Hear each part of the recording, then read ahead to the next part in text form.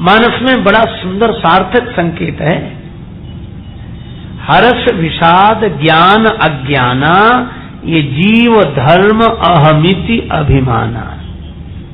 हर्ष विषाद ज्ञान और अज्ञान ये जीव के धर्म हैं। अच्छा, जीव कौन और ब्रह्म कौन? देखो, सूक्ष्म शरीर का अभिमानी जीव है,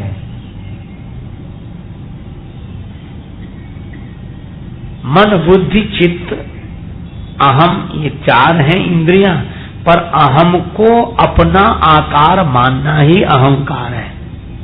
अहम को अपना आकार मानना अहंकार है।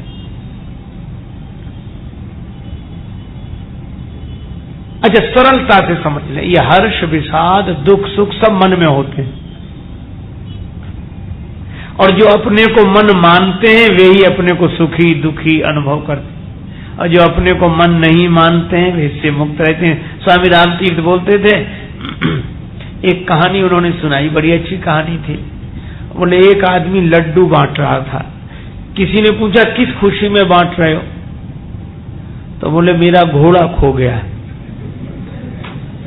घोड़ा खो गया है इस खुशी में बांट रहे हैं। तो दूसरे ने कहा कि अजीब पागलपन है, घोड़ा खो गया है तो दुखी होना चाहिए, घोड़ा खोने का दुख नहीं जो लड्डू बांट रहे हो। तो बोला नहीं नहीं, घोड़ा खोने का तो दुख है, पर एक बात का सुख है इसलिए लड्डू बांट रहे हैं। कहा क्या? बोला अच्छा रहा कि हम उसके साथ नहीं थे, नहीं हम भी खो जाते अगर हम उसके साथ होते ना। और कितनी बढ़िया बात कही। स्वामी रामतीर्थ भी मन को देखते थे और बराबर क्या बोलते थे? आज राम वहां गया। इसको लोगों ने बड़ी गालियां दी, यह बड़ा दुखी हुआ, मैं देख रहा था। यह बड़ा सुखी हुआ, लोगों ने मालाएं पहनाई, सम्मान किया, मैं देख रहा था। बस ये जो देखने वाला है, जो साक्षी भाव है, यही एक उपाय है इससे असंग होने का। तो हर्ष विषाद शोक सुख ये सब जीव भाव में। जीव भाव माने अपने को मन बनाकर जीना, और मन से जो परे है उसमें न हर्ष है, न शोक है, न दुख है, न सुख है।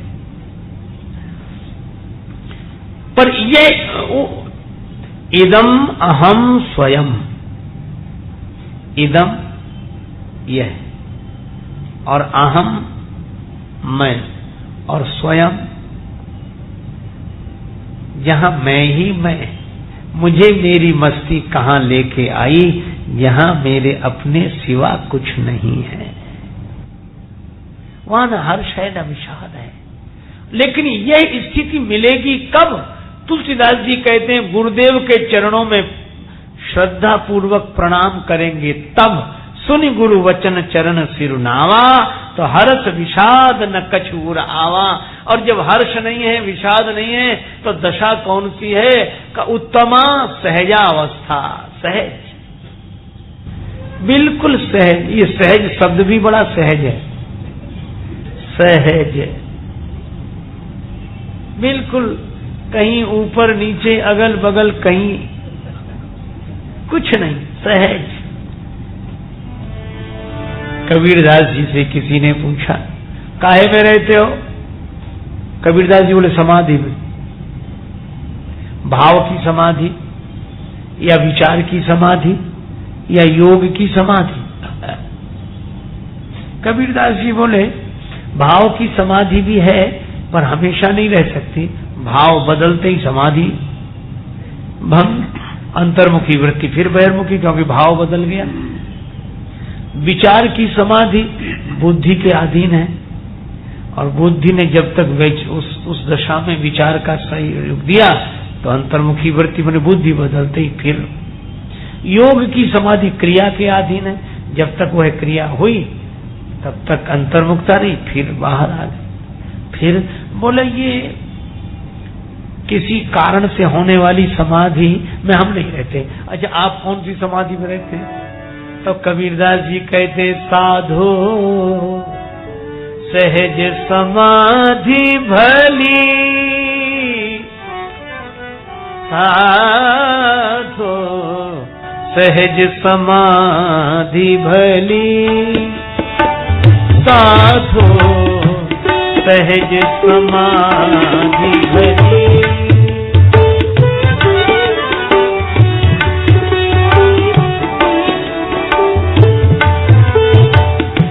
गुरु प्रसाद ये मिली कैसे? सहज समाधि कहां से मिली? भाव समाधि भक्तों से मिल जाती, विचार की समाधि ज्ञानियों के संग से मिलती, योग की समाधि योगियों के द्वारा मिलती, लेकिन सहज समाधि तो गुरुदेव के द्वारा मिली। गुरु कृपा, गुरु प्रसाद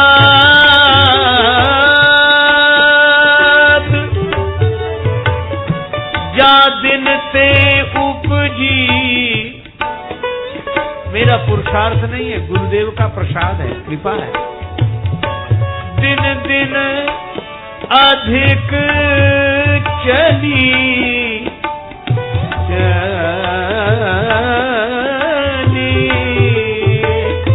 साधो, सहज समाधि भली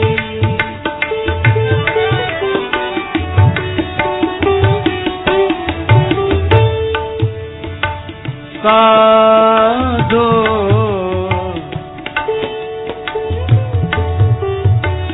सहज समाधि भली। जहाँ जहाँ जाऊं सोई परिक्रमा, जहाँ जहाँ जाऊं,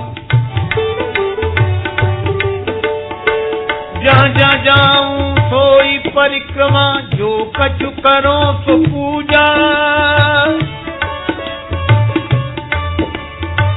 जब सोऊं तब करूं दंडवत, जब सोऊं तब करूं दंडवत, भाव न राखूं दूजा साधो, सहज समाधि भली साधो,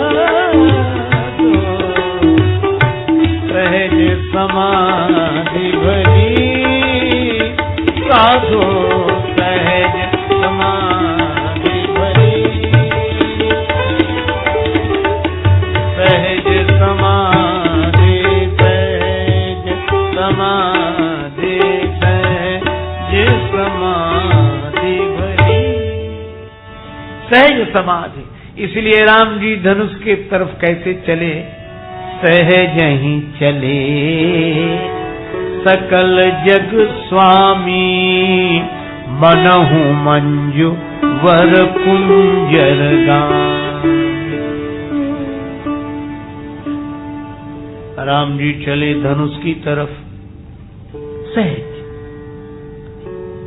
अब पहुंचे धनुष के पास, तो धनुष के पास पहुंचकर एक काम और किया, गुरु ही प्रणाम मन ही मन कीन्हा।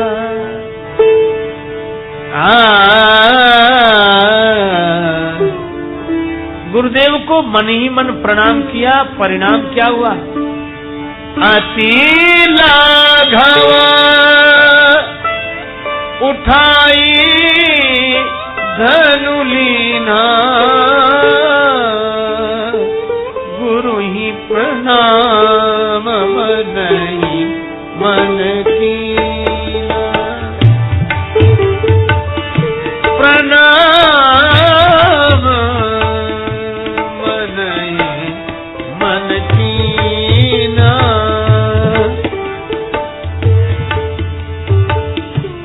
अति लाघव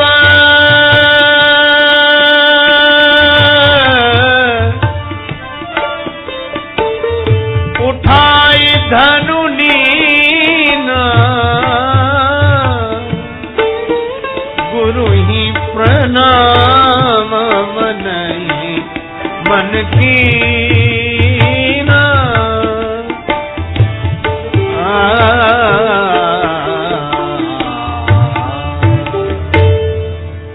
गुरुदेव को मन ही मन प्रणाम किया तो धनुष लघु हो गया। अति लाघव उठाए धनु लीना। इसका अर्थ क्या है? ये जितने राजा लोग आए थे उनके लिए धनुष लघु नहीं हुआ। मनु पाय भट बाहु बल अधिक अधिक गरुआई। गरुआई माने भारी हो गया और राम जी के लिए लघु हो गया। ये धनुष अभिमान का रूप है, इसीलिए इन राजाओं से नहीं टूटा, क्योंकि देहाभिमान का यह धनुष मनमुखी ढंग से नहीं गुरुमुखी ढंग से टूटता है। और राजाओं के लिए धनुष ही गुरु हो गया, गरु हो गया, भारी हो गया। इसका अर्थ यह है कि जो गुरुमुखी नहीं होते, मनमुखी होते, अभिमान ही उनका गुरु होता है, क्योंकि वे अपने अभिमान का विरोध नहीं कर पाते। जैसे गुरु भक्त गुरुदेव का विरोध नहीं करते, इसी तरह अभिमानी आदमी अपने अभिमान का विरोध नहीं करते। वे मनमुखी होते, और इसीलिए मन की बड़ी विचित्र दशा है। एक आदमी पेड़ से उल्टा लटका था, पांव बांध दिए और पेड़ की डाली में रस्सी बांध दी, उल्टा लटक गया। एक महात्मा निकले, अरे भैया ये काहे को कष्ट दे रहे हो शरीर को, उल्टे क्यों लटके हो? तो बोला मन को सीधा करने के लिए। मन को सीधा करने के लिए उल्टे लटक गए। महात्मा बोले, तुमसे किसने कहा था कि तुम्हारे उल्टे लटकने से मन सीधा हो जाएगा? तो बोला, मन ने ही कहा था। महात्मा बोले, जिसने तुम्हें पहले ही उल्टा लटका दिया वो सीधा होगा? इसलिए मन के मते न चालिए, पलक पलक मन और। इसलिए गुरुदेव गुरुमुखी ढंग से राम जी के लिए अभिमान तोड़ना लघु कार्य हो गया। ये देहाभिमान टूटना छोटा से छोटा काम हो जाता है। किनके लिए? जो बोले गुरुदेव को बड़े से बड़ा मानते हैं। इसीलिए गुरुर् ब्रह्मा गुरुर् विष्णु गुरुर्देवो महेश्वरः गुरु साक्षात परब्रह्म तस्मै श्री गुरुवे नमः। और यही भगवान ने स्वयं किया, इसीलिए शबरी माता से कहते हैं गुरुपद पंकज सेवा तीसरी भगति अमान। अच्छा, धनुष टूटने के बाद राम जी को मिला क्या? श्री सीता जी मिली और जयमाल डाली श्री सीता जी ने, और दोनों मिलकर एक हो गए। अच्छा, दोनों मिलकर एक हो गए, पर प्रश्न ये है कि क्या पहले दो थे? तुलसीदास जी कहते नहीं, गिरा अर्थ जल बीच सम कहियत भिन्न न भिन्न बंदहु सीता राम पद जिनहि परम प्रिय चिन्ह। हमारे श्री सीताराम जी तो ऐसे हैं जैसे वाणी और वाणी का अर्थ जल और जल की तरंग, ये कहने में दो हैं पर वस्तुतः दो नहीं है तो एक ही। पर इसी तरह ये सीता राम जी हैं तो एक ही, पर एक होने के बाद भी एक नहीं हो पा रहे।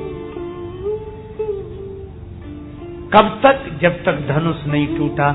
यही मैं आपसे कहता हूं, भगवान शंकराचार्य कहते हैं, श्लोकार्धेन प्रवक्ष्यामि यदुक्तम ग्रंथ कोट भी।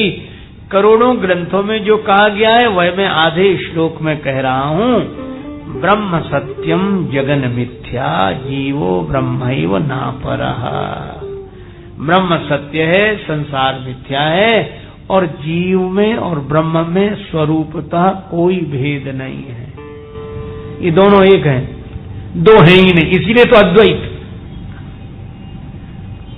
क्या कहूं, एक आदमी की अंगूठी खो गई, बड़ा परेशान, अंगूठी नहीं मिल रही। महात्मा जी के पास गया। महात्मा ज्ञानवान संत थे, उसने सुना बड़े ज्ञानी हैं, ब्रह्म ज्ञानी हैं, तो सोचा कि ज्ञानी है तो सब कुछ जानते हो। आया, बोले महाराज आप तो बड़े ज्ञानी महात्मा हैं, आपको तो ज्ञान होगा, बता दीजिए। महात्मा बोले क्या? बोले हमारी अंगूठी खो गई है, मिल नहीं रही है। कहाँ रखी है?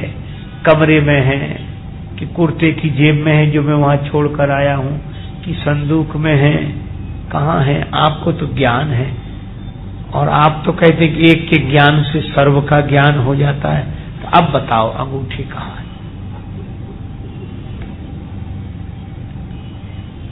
महात्मा मुस्कुराए, बोले हाँ मुझे ज्ञान है कि अंगूठी कहाँ है। अरे महाराज बड़ी कृपा, आप तो चमत्कारी हैं, कुछ चमत्कार करो, बताओ कहाँ है? कुर्ते की जेब में, तकिए के नीचे, कमरे में, कहाँ है?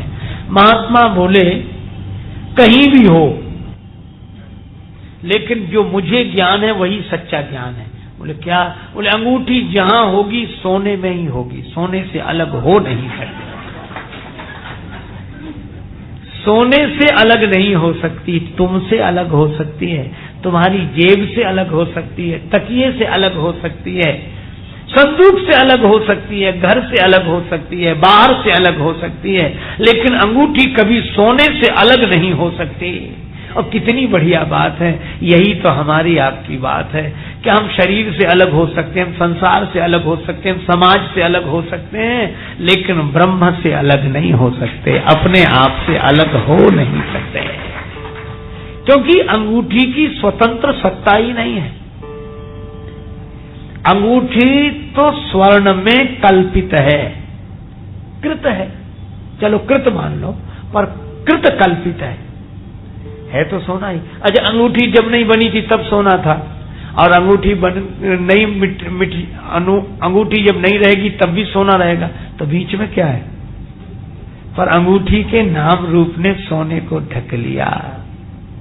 मेज, कुर्सी, तखत, पलंग, इतने फर्नीचर्स ने लकड़ी के रूप को ढक लिया, लकड़ी को ढक लिया। अच्छा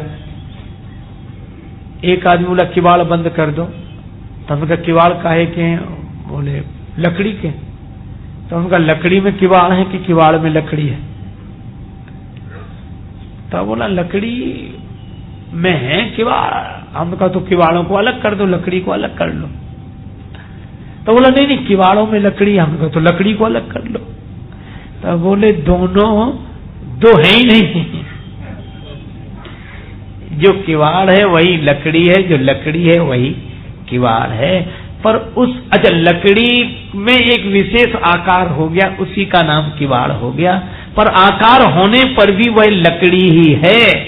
बस मैं भी आपसे यही कह रहा हूं कि इतने आकार दिखाई दे रहे हैं, तो आकार होने पर भी आप ब्रह्म ही हैं, ब्रह्म थे, ब्रह्म है, ब्रह्म रहेंगे, उससे कभी अलग नहीं हो सकते। लेकिन जिससे अलग नहीं है उसकी अभिन्नता की अनुभूति नहीं हो रही। खोया होए तो फिर मिले, खो गया हो तो फिर मिल जाए, और रूठा ले मनाए, पर मिला रहे फिर ना मिले, तासों का बसाए। मिला हुआ है फिर भी नहीं मिल पा रहा है। अच्छा देखो कितनी अद्भुत बात है। श्री सीताराम जी दो नहीं एक ही हैं, पर जब तक धनुष नहीं टूटा तब तक दोनों मिलकर एक नहीं हुए। और संकेत बड़ा सुंदर है, ये जीवात्मा परमात्मा दो नहीं एक ही हैं स्वरूप से, लेकिन जब तक गुरु ज्ञान के द्वारा देहाभिमान का धनुष नहीं टूटता तब तक दोनों मिलकर उस एकत्व का अनुभव नहीं कर पाते हैं, अनुभूति नहीं कर पाते। यह इस कथा का रहस्य है। अच्छा अब इसीलिए तुलसीदास जी ने बड़ी सुंदर बात कही। कबीरदास जी ने तो धनुष को अभिमान कहा, और तुलसीदास जी कहते हैं नृप सब नखत करहीं उजियारी, तारी न सकहीं चाप तम भारी। ये धनुष क्या है? अंधकार है। अच्छा अब एक अजीब बात, इन दोनों की अनुभूति, एकत्व की, मिलन की पावन जो स्थिति है वह कहाँ हुई? का विदेह नगर में, विदेह नगर में। अच्छा एक बात है, आप विदेह नगर में जनक जी का और इन सब का वर्णन पढ़ते हैं तो बस नाम भर है, चर्चा भर है, पर तुलसीदास जी जब लंका की बात करते हैं, रावण की बात करते हैं, तो देह से ही शुरू करते हैं। 10 सिरता ही 20 भुज दंडा, रावण नाम वीर बर बंडा, देखे जहां था अग्नित जोधा। किसी ने कहा ये आप जब रावण और राक्षसों की बात करते हो तो शरीर की ही बात करते हो। तुलसीदास जी बोले ये शरीर को ही सब कुछ समझते हैं, और इसलिए ये देह नगर है, लंका देह नगर है और जनकपुर विदेह नगर है। अच्छा, रावण ने क्या किया? कल रावण ने श्री सीता जी का हरण कर दिया, और इसका अर्थ क्या हुआ? कहा कि रावण श्री सीताराम जी को दो मानता है, इसलिए सोचता है एक को अलग कर दें, एक को अलग कर दें। ये जितने देहाभिमानी हैं वे आत्मा परमात्मा को अलग मानते हैं, जीव ब्रह्म को अलग मानते हैं। लेकिन एक बात मैं आपसे कहूं, जबकि रावण बहुत बड़ा पंडित है, बहुत बड़ा विद्वान है, तो रावण के जीवन में विद्वता तो है पर वेदांत नहीं है। जनक जी के जीवन में वेदांत है, ज्ञान है, इसीलिए उन्हीं के यहां यह धनुष टूटा। और एक बात और, रावण को भी गुरु मिले थे शंकर जी, पर शंकर जी ने रावण को कभी नहीं। क्यों? शंकर जी जानते हैं कि देहाभिमानी को ज्ञान देने से कोई फायदा नहीं होगा।